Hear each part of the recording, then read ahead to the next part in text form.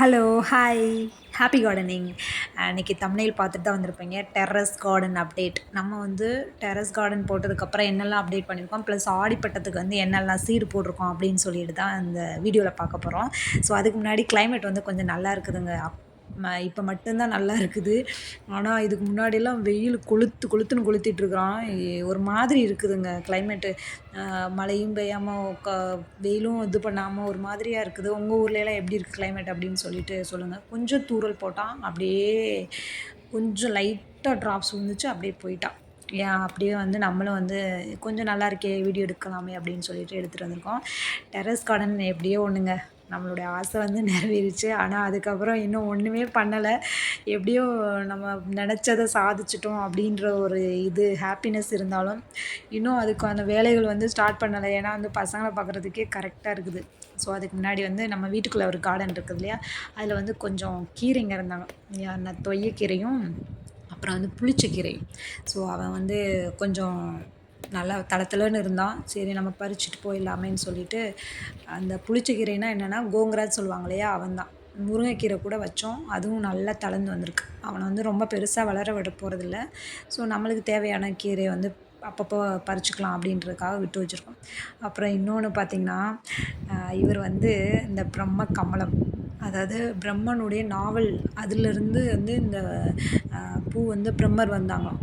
பிரம்மர் வரல. ஸோ நான் வந்து ஸ்டோரி கரெக்டாக சொல்கிறேன்னா என்னதில்ல. அந்த பிரம்மகமலம்னு சொல்லிட்டு அந்த பூ வருஷத்துக்கு ஒரு முறை இல்லாட்டா 2 முறை பூ பூக்குன்னு சொல்லுவாங்க. இப்போல்லாம் நிறைய ஹைப்ரிட் வந்துட்டாங்க இல்லையா. ஸோ அதனால் வந்து இப்போல்லாம் நிறைய சீக்கிரமாகவே பூவெல்லாம் பூத்துருன்னு சொல்கிறாங்க.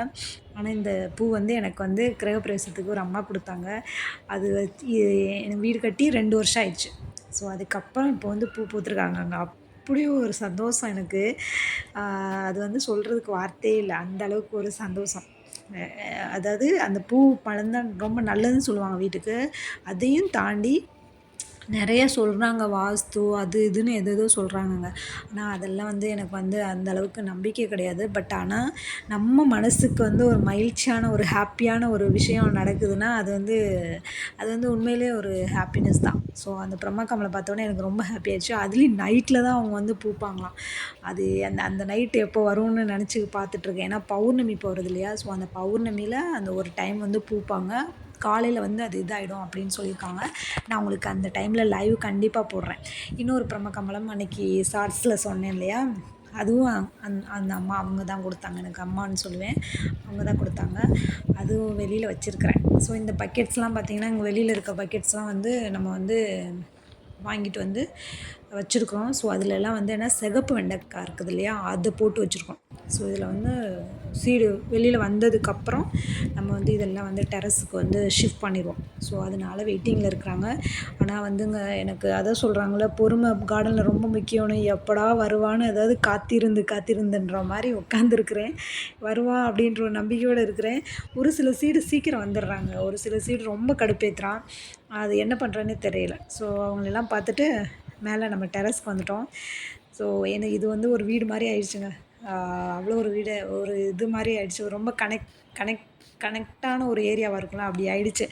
ஸோ நீங்கள்லாம் ஆடிப்பட்டத்துக்கு வந்து போட்டுட்டிங்களா அப்படின்னு சொல்லிட்டு கமெண்ட் பண்ணுங்கள். நான் ஆடிப்பட்டத்துக்கு வந்து என்னோட கொஞ்சம் நம்மளால் வந்து எல்லாத்துலேயும் வந்து எல்லாமே இன்வெஸ்ட் பண்ணிகிட்ருக்க முடியாது. நம்மளுக்கு வந்து சந்தோஷமும் வேணும், ப்ளஸ் வந்து அதில் வந்து கொஞ்சம் இதுவும் வேணும் அப்படின்னு நினச்சோன்னா இந்த மாதிரி பக்கெட்ஸ் வந்து கொஞ்சம் வாங்கிக்கோங்க. அதாவது கார்டன் க்ரியேட் பண்ணுறவங்க. ஏன்னா க்ரோ பேக் வந்து ரொம்ப காசு போட்டால் கொஞ்சம் லைஃப் வரும். பட் ஆனால் ரொம்ப லைஃப் வருதுன்னு சொல்ல முடியாது. அது நம்ம கேரி பண்ணி இங்கிட்டிருந்து அங்கே தூக்கும்போது, அங்கேருந்து இங்கே தூக்கும்போது அது டேர் ஆகிடும், அதாவது கிழிஞ்சிடும். ஸோ அதனால் இந்த பக்கெட் வந்து கொஞ்சம் லைஃப் வரும். நம்ம வந்து இந்த வேஸ்ட்டான ஷாப்பெல்லாம் போனோன்னா நம்மளுக்கு கம்மியான ரேட்டுன்னு சொல்ல முடியாது. அவங்களும் இப்போ ரேட் அதிகமாக தான் விற்கிறாங்க. பட் ஆனால் க்ரோ பேக்கோட நம்மளுக்கு கொஞ்சம் லைஃப் வரும். ஸோ அந்த பக்கெட்ஸ்லாம் வாங்கிட்டு வந்து இந்த மாதிரி வச்சுக்கிட்டிங்கன்னா உங்களுக்கு நல்ல யூஸ்ஃபுல்லாக இருக்கும்.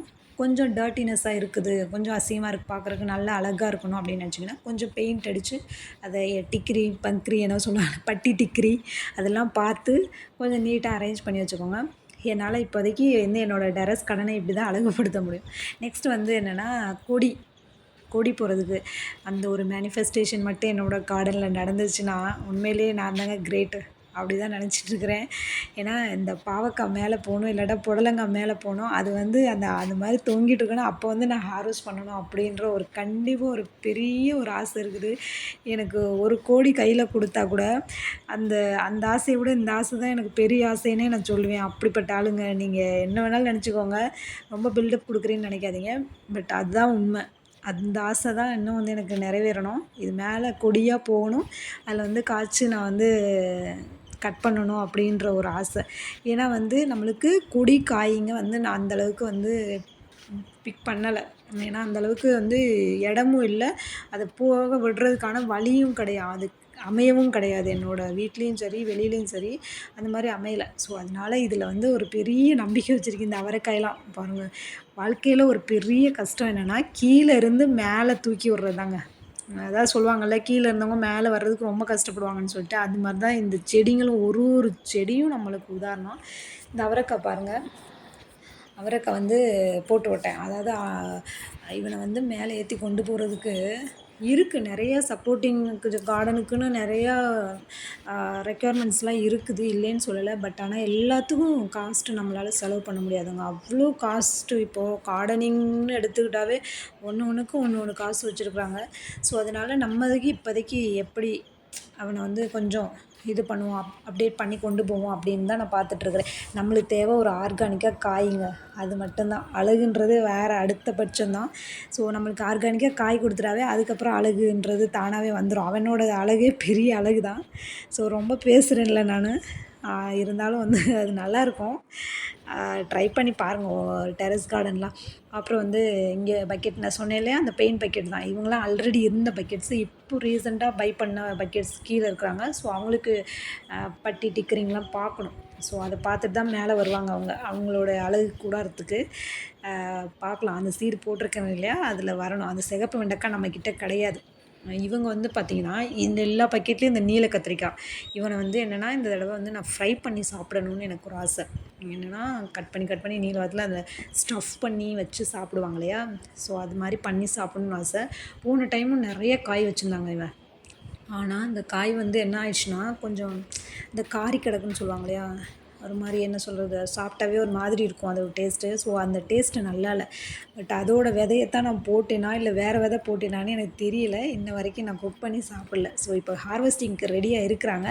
நெக்ஸ்ட் பேட்ச்சில் இவங்களை வந்து கட் பண்ணி எடுத்துடலாம். அப்புறம் இவங்க எல்லாம் அந்த இவங்க தான், அதாவது கோழி அவரைன்னு சொல்லுவாங்க இல்லையா, இன்றைக்கின்னு பார்த்து வாய் குளறுது பயங்கரமாக.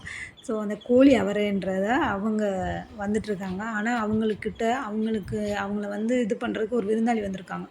யார் வேணால் அந்த அஸ்வினி பூச்சி. பேர் பார்த்திங்களா, அஸ்வினி. நல்ல அழகான பேராக தான் வச்சுருக்குறாங்க. பிசு பிசுன்னு அப்படியே அந்த செடிங்க. அதுவும் இந்த அவரையில் மட்டும்தாங்க, அவரை, லாங் பீன்ஸு, ஸோ அந்த மாதிரி இடத்துல மட்டும் நல்லா வந்துடுவானுங்க.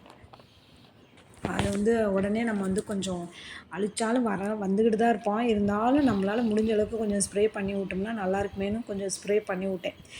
அந்த ஸ்ப்ரேயில் என்ன இருக்குதுன்னு பார்த்தீங்கன்னா, அந்த மோர் இருக்குது இல்லையா, மோரை வந்து நல்லா புளிக்க வச்சு, ஸோ அந்த மோரை தான் நம்ம வந்து ஸ்ப்ரே பண்ணுறோம். பாருங்கள் எவ்வளோ இருக்குது பாருங்கள்.